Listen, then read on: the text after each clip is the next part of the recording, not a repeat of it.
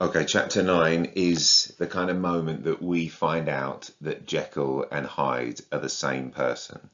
And if you haven't worked it out before now, or if you hadn't when you were a Victorian reader, this is the moment where you would drop the book, gasp, and then run and tell everyone you know. Because it's the moment that Lanyon, having written this letter to Utterson that he's only allowed to read when Jekyll's dead, he tells us in the first person that he got a letter one night from Jekyll, which he thought was weird because they only live around the corner. And Jekyll's asking him to do this mission, and it's to go into his own laboratory at night, take some potions, and then hang on to them and wait for someone to turn up that night at his house. So Lanyon does it because he's a good mate, and they're all part of the same doctor establishment world. And then he waits and Hyde turns up. Hyde's the man that about midnight arrives and picks up the potions. It's strange because he's wearing clothes that are a bit too big for him, so there's the first clue for people that were working it out.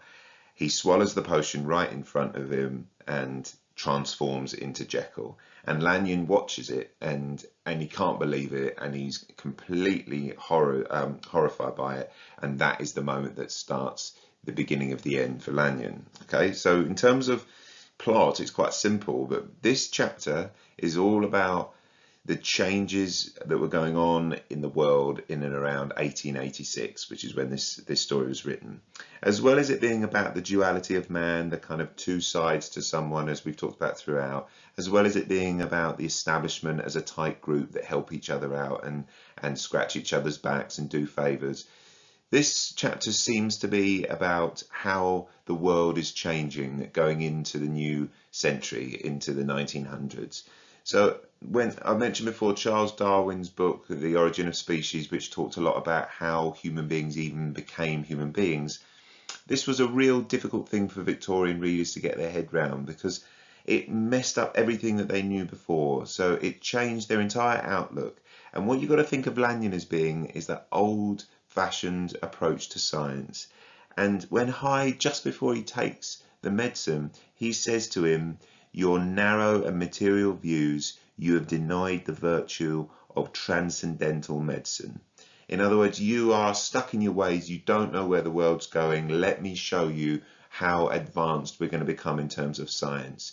And this is a time when lots of different scientific discoveries and theories and ideas were taking off, from what I've talked about before, looking at brains and looking at physical features and thinking that they can work out what type of person that might be by the shape of their face or whatever was going on in their brain, to how people actually approach religion and whether or not there is a God and whether or not he is the ultimate creator.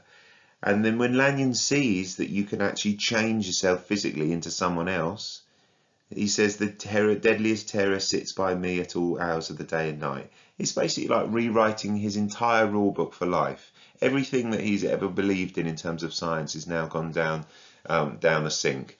And he has this moment where he realizes, well, I used to prescribe this, but now what? I suppose I could just prescribe being a completely different person, which is what seems to be now possible. And it messes with his head so much that he doesn't even know what to think. Think of it as kind of like aliens landing that big, or this huge shape, or the world being proven to be round rather than flat. And much like in Mary Shelley's Frankenstein, which is another Gothic story written around the same time, you have this, like, in the idea that you can be God, that human beings can play God. They can change people's physical characters, or they can create a human from bits of old body parts. It's the moment where Dr. Lanyon realizes, and probably a lot of doctors also reading this book would have been like, right, well, if that is true and that could happen, that would completely do me out of a job and mess with my head. Okay, let's not forget as well, what I might not have mentioned is a lot of people read this originally and thought that it was true. It was written in such a way that it was almost like a factual account, like it was a detective story, but it was as if they were reading it in a newspaper. And Stevenson wrote it in a very clever way to make you think that it might be true, and some people did kind of buy into that a bit, which really would freak people out in terms of what is true and not. Okay, so chapter 9, this is where Lanyon sees Jekyll and Hyde are the same person.